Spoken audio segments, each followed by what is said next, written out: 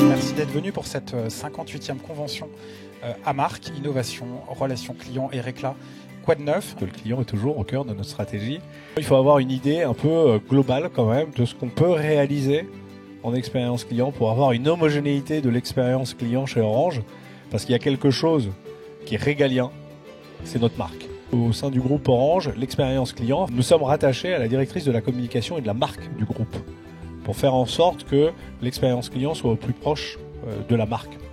Mais à quoi sert l'innovation ? Notre première priorité, c'est toujours de définir quelle est la valeur ajoutée qu'on va générer avec l'innovation. Tous, on est tentés et on est exposé à plein de solutions qui rendent l'innovation très diverse, très excitante. Mais en quoi l'innovation elle est utile pour le bien de la majorité et pour quelle valeur ajouter ? Donc on est toujours balancé entre l'idée, on investit, on innove, mais pourquoi faire ? Sans oublier qu'on a encore des basiques à fixer. C'est bien de vouloir être 2.0, mais si je vais dans une concession et que je ne peux pas me garer, ça reste un problème. Aujourd'hui, c'est le top 3 des problèmes des clients visitant une concession. On est maintenant dans le data profiling pour pouvoir être prédictif dans le besoin du client. Et ça, c'est vraiment la partie innovante où maintenant, on est vraiment capable d'anticiper pour à la fois communiquer mieux et moins.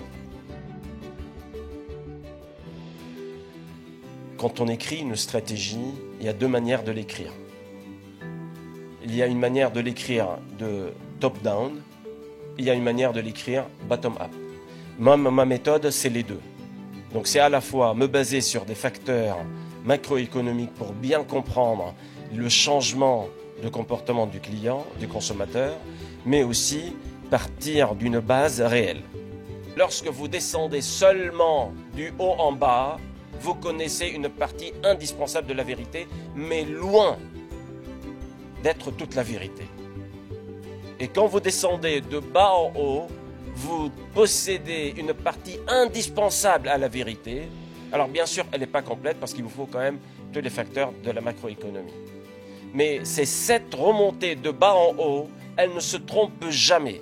La probabilité que vous vous trompiez dans la résolution de problème, elle est nulle.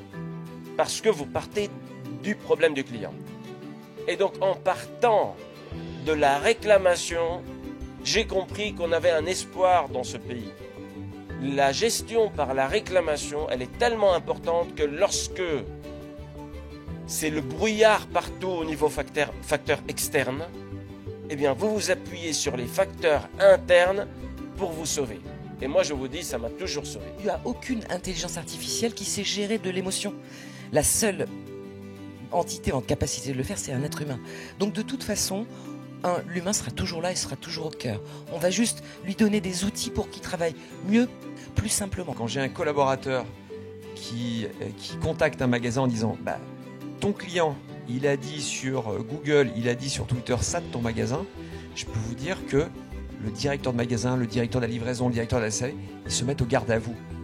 Ça veut dire que le client, il a pris le pouvoir sur les marques grâce aux réseaux sociaux et nous, le service client, on prend le pouvoir en interne. Qu'on a mis en place une espèce de fonction Uber pour l'installation à domicile.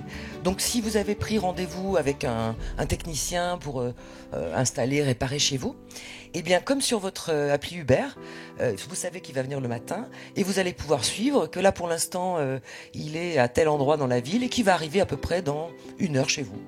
Le promptisme, la vie prompte ça veut dire rapide, ça veut dire la vie efficace, nous prive de notre élan vital, qui nous prive de la faculté d'effort, de la joie de l'effort, qui nous prive de la faculté de créer des liens avec les autres par du langage, mais qui favorise l'automatisation croissante des rapports avec les clients. Et je crois que l'heure aujourd'hui regarderait la question de sauvegarder.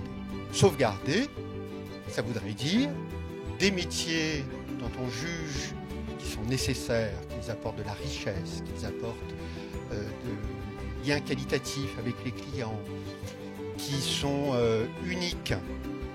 Eh bien cela, je pense, l'heure serait peut-être d'écrire des chartes quand même. Sauvegarder, dans le cadre des métiers, notamment de vos métiers, des principes qui nous semblent fondamentaux.